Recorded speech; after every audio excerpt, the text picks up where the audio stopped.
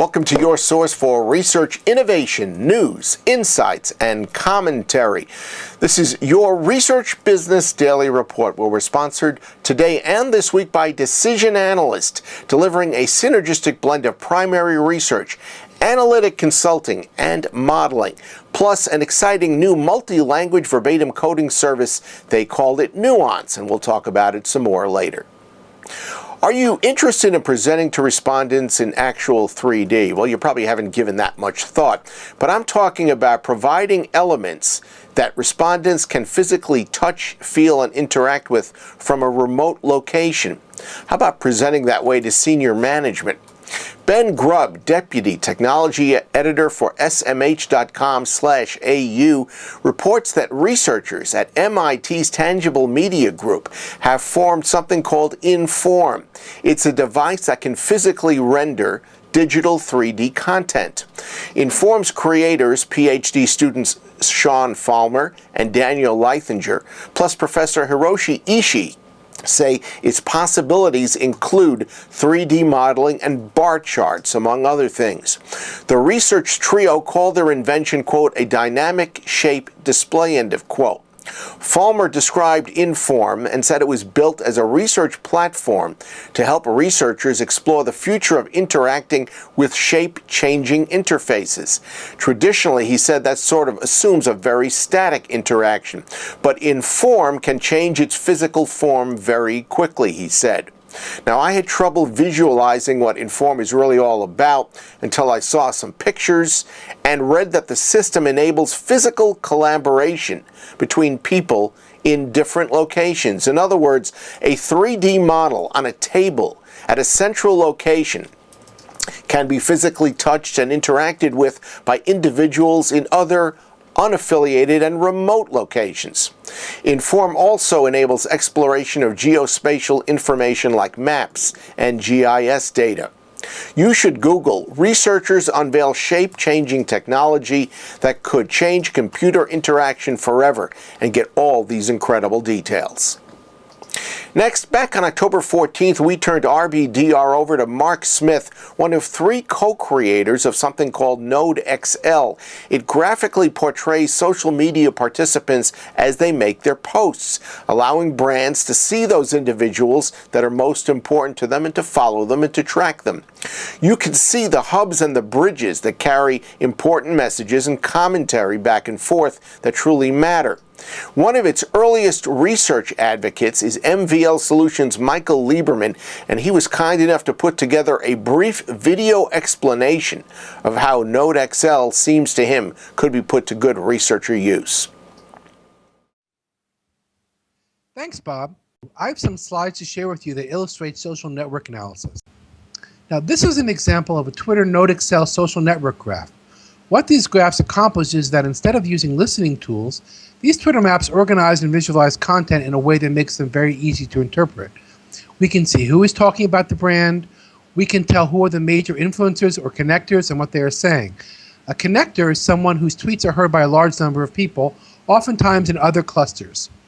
And if you look at slide 1, you see an oval that shows a few connectors. These are people that the brand might want to contact directly through Twitter. Now, because BMW is a major brand, there are a lot of people who are talking about it who are not connected. These people are referred to as islands. On slide 1, the large group of dots to the left are islands. The clusters in the BMW map, the multicolored clouds of names, are people who are in contact with each other either by retweeting or responding to each other. If you look to see which Twitter hashtags cluster in each group, we can get a pretty good idea of what they are saying about BMW. What's exciting about this is that NodeXL allows companies to understand not only what is being said in the social network sphere, but who is the most important messenger. This allows companies to find hidden prospective customers, find influencers, and allows brands to test social media campaigns by monitoring NodeXL maps for long periods. We think it would be valuable for a brand to map its Twitter feed for a month. Now, slide 2 is another common type of Twitter map. This is called a broadcast map. One central Twitter account creates a large buzz. For example, a Lady Gaga, a politician, or the Chicago Bulls. In our example, CNN Money is the center of the broadcast network. Its hashtags cluster around the day's major stories. Interestingly enough, in our example, Twitter is a major story for CNN Money, probably because Twitter announced its IPO the day before I ran the map. Also trending for CNN Money is Obamacare. If one looks closely at slide 2, one can see that CNN Money broadcasts to a large number of other clusters and islands. And these kinds of broadcast maps are useful not only for content, but also for reaction. A celebrity scandal, a football team bombs on Sunday.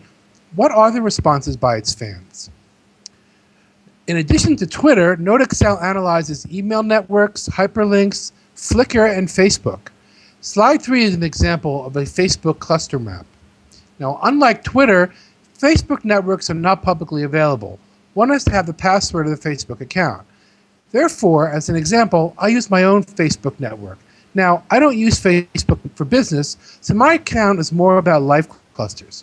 It is useful to see how NodeXL clusters my Facebook friends. NodeXL looks at all my friends and then sees who in my network is connected to each other. It then clusters people around these shared connections. So, examining slide 3, I have 3 dominant clusters. One is my high school class, the other is my current social circle, the third is family. I have several other small clusters of friends, but to show how robust NodeXL is, I put a circle around a small cluster at the very bottom right-hand corner of the map. These are people who I worked with at Ristorante Alfredo in New Brunswick, New Jersey in 1986. Hi, Alfredo. For a company like Starbucks, their Facebook likes page is a treasure trove of social network information. NodeXL displays who are the influencers and what they are saying. This would allow Starbucks to directly contact a well-connected Facebook customer and offer them, say, a free latte.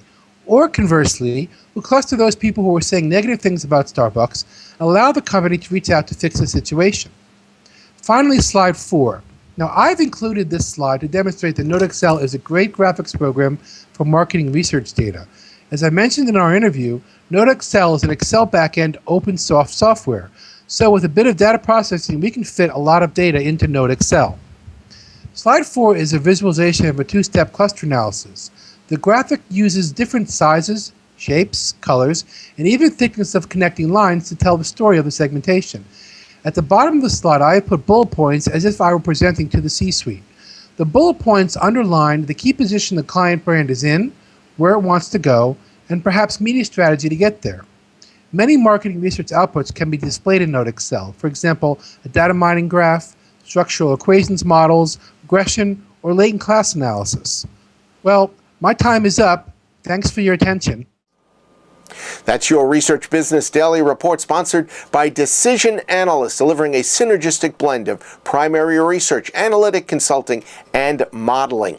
Decision Analyst has introduced Nuance, a multi-language verbatim coding service that helps companies quantify the meaning of open-ended answers to questions posed to them. Find out about Nuance. There are 2 links in the content box directly underneath today's video.